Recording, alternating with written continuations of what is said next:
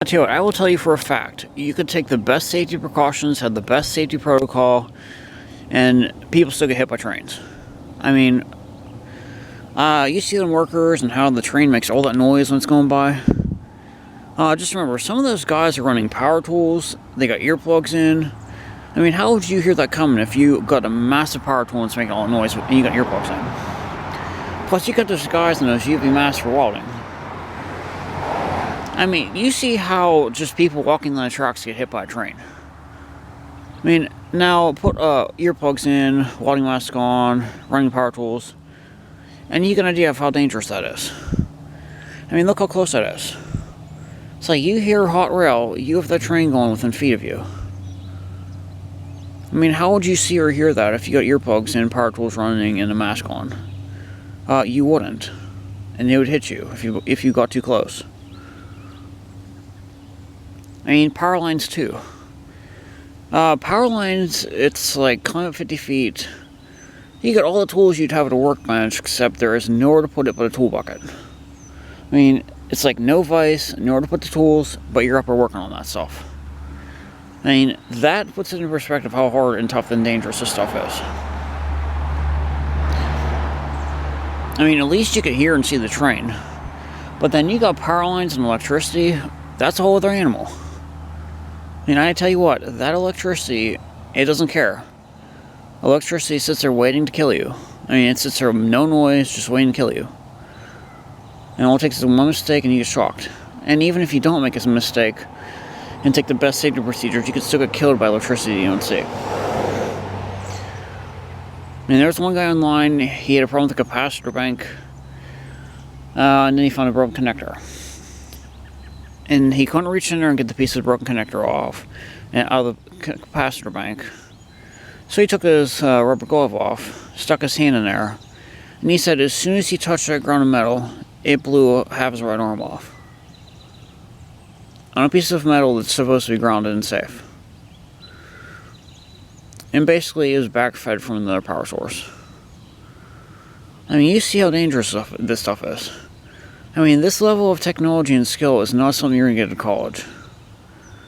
From the safety of a university.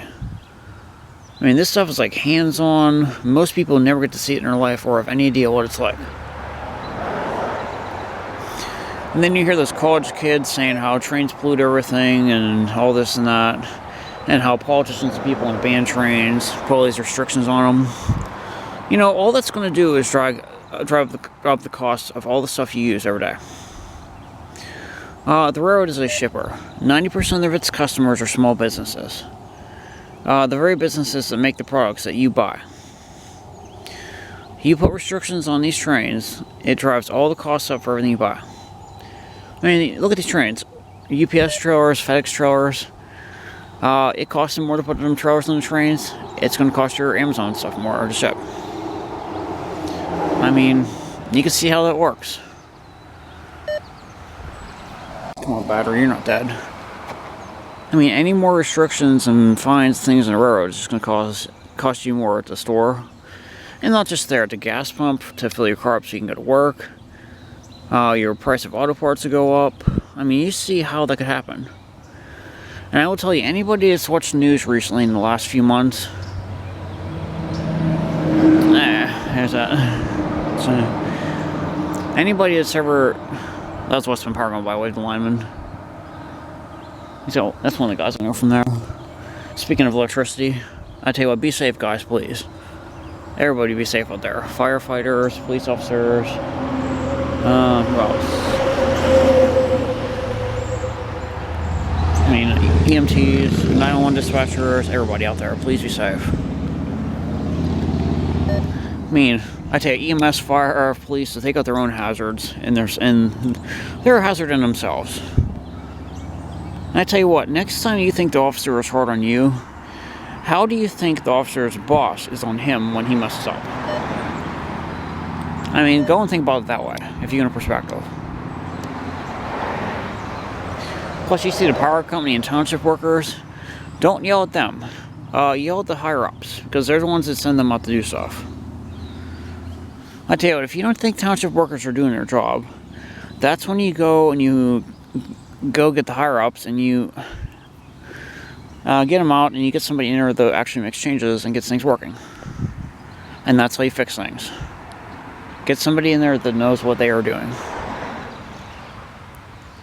I mean, I tell you what, I hope you're learning some stuff here. I tell you, you can see Brian Roper's not stupid. He knows what he's doing.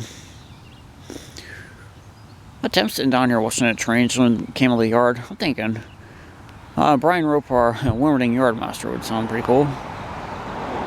B.E. Roper Railroad. B.E. Roper Donny Car Restaurant Franchise. I mean, you see where I'm going there. I tell you what, man, when I get a break, I'm going places. I mean, geez. I tell you what, yesterday I came down here. It was trash day. There's one house that didn't have their trash out. They had a stack of chairs.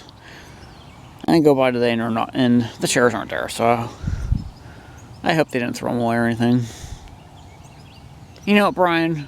Just say F the chairs, because I take you.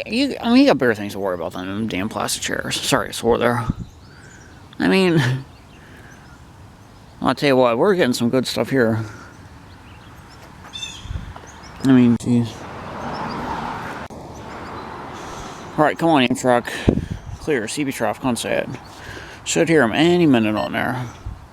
That battery is not dead. I tell you, this radio has done that since I bought it. Even with brand new batteries in there, it does that. I mean, you see, I mean, I tell you, I got a wealth of experience on everything. I mean, my grandfather was a petroleum engineer. He turned down ownership of People's Gas because they told him he was going to be in an office for 12 hours a day instead of out in the field. I mean, would you want to rot in an office all day when you could be out here? And I tell you what, office workers, just keep your jobs there. I'll tell you what, essential utilities, shipping companies, and real estate. Only place you want to have a job in this day and age. I'm telling you. You see where I'm getting at. I mean, just look at the TV. You can see it. Unfortunately, real estate agents prey on people's bad decisions. Essentially what drives that business. So, see, shipping, construction. That is all you see. Electricians, plumbers, I mean, everybody. I mean, you see how this world's working now. I tell you what, if you're going to go to college, please reconsider. It's like, go to technical school or something. I mean, I'm sitting here debt-free. I'm out here filming trains, collecting chairs, making these YouTube videos and all this great content for you people. I tell you, I was bred to think differently. You basically have the average people that think one way and think this is the only way you got to do things, and they end up broke every time. Then you got the other people, like the entrepreneurs, that change their ways. And they do things completely differently and they go places. I mean, you can see where this comes from. And I tell you what.